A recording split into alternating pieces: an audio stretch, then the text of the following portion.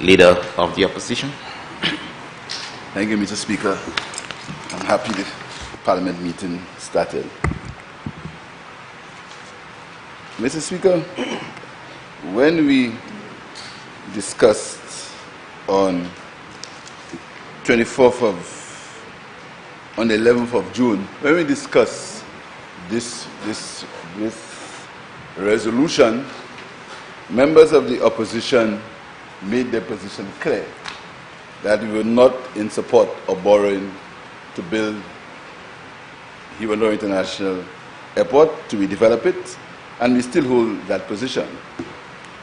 We are very strong in our conviction that that is borrowing that will cloud the fiscal space and is borrowing that could be avoided, because the opportunity cost of that borrowing could mean so many other things could happen in St. Lucia. But the government went ahead, and as usual, they are masters of all, so they do whatever they want, and they went ahead. But in the debate, I remember that I mentioned that if there was a syndicate of banks, why aren't the banks being mentioned? And as usual, I was ridiculed. I was laughed at, as if I did not know what I was saying.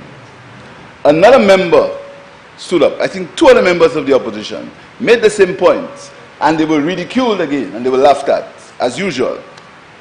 But today, and that will happen many other times in the history of this government, they will have to come back and they will have to change and undo what they have done. And this morning they are here, and very sheepishly we hear, oh, it's not more money that's been borrowed. We never said it was more money that was borrowed. We said, if you are borrowing money from a syndicate, we need to know who is in the syndicate. And we were right. But, Mr. Speaker, there are other questions that have to be asked. We were also told that these loans are guaranteed by a lockbox arrangement. A lockbox. Just like the fuel, a lockbox. But we know that there's a loan from the Taiwanese government for that same airport. What I need to know is who has first charge over that lockbox, whether it's the Taiwanese government or whether it's the syndicate of banks.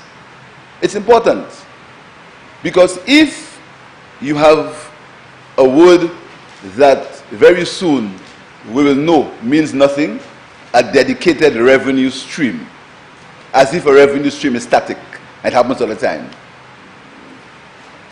We need to know whether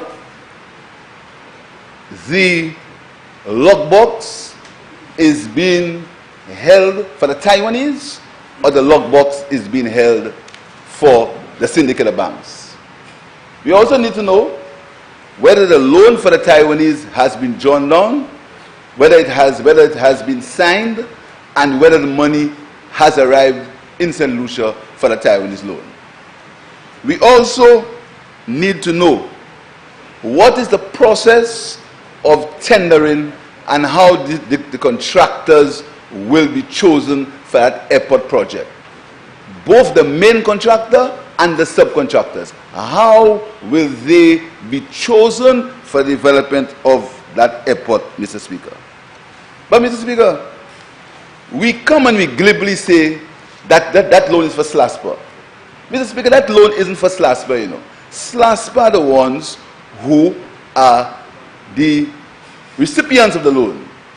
But ultimately, a guarantee means that the taxpayers of this country are the ones burdened with that debt if it is not paid. That is what's important. So making a point is SLASPA, which is a cheap political point. It's not government, it's SLASPA. The government is contingently liable, and that is why the government has to come to this honorable house to seek a guarantee for these loans. So in the event that something does not go right, the people of St. Lucia the taxpayers of St. Lucia are the ones who have to pay for that loan, Mr. Speaker. It's a very important point to be made. You will also hear, oh, there is confidence in the project. That's what it is, confidence. There's confidence in the project. Confidence, because there are banks in Grenada and banks in Antigua are involved in these projects. It will be very interesting to know who are involved in the bank in Antigua and what's the relationship between that bank and the Eastern Caribbean Amalgamated Bank. It's something that a question we must ask, and the Bank of St. Lucia. It's very interesting. But, Mr. Speaker, the very fact that a guarantee is demanded means that the dedicated revenue stream, that the so-called lockbox is not sufficient. So it's not sufficient, so these banks are demanding a guarantee from the people of St. Lucia, not from us, a guarantee from the people of St. Lucia. So in the event things go bad, the people of St. Lucia are the ones who would have to be paying that loan. I have no issues, Mr. Speaker. I know that some people have issues in involvement of the First National Bank and the Bank of St. Lucia. Some people feel that there is too much exposure for these banks. First National Bank in particular, some people think that there's too much exposure for it. But I have confidence in the management of that bank, and I believe that they will handle the affairs of the shareholders properly. But I want to warn that the idle boast of a revenue stream and the idle boast that it's a SLASPA loan is a very serious situation. That loan has to be guaranteed, and if anything goes wrong, the people of St. Lucia are the ones who will have to pay it. Mr. Speaker, I will not go back into the merits and demerits of the airport. We hold and we will be voting, the opposition will be voting against that resolution. We are going to be voting no, because it is our deep conviction that this government should go the PPP route. It is our deepest conviction, and we believe that even if we've looked at all the arguments, and the recent Virgin pullout shows that this dedicated revenue stream is something that is nebulous. It comes and goes. There is no dedicated revenue stream. Revenue streams are not static. Revenue streams change. If something happens, and God forbid if something happens to our industry, where is that revenue stream? We believe that that risk should not be on the people of St. Lucia. We also believe that the government could have renegotiated with the IFC. They come and they boast that they renegotiated with the CDB. That's a boast. We renegotiated with the CDB and we saved millions of dollars. Well, if you have so much renegotiation skills, why didn't you renegotiate with the IFC? Because you're in the business of renegotiating because of your skills. Well, do that with the IFC. Why burden the people of St. Lucia with that debt?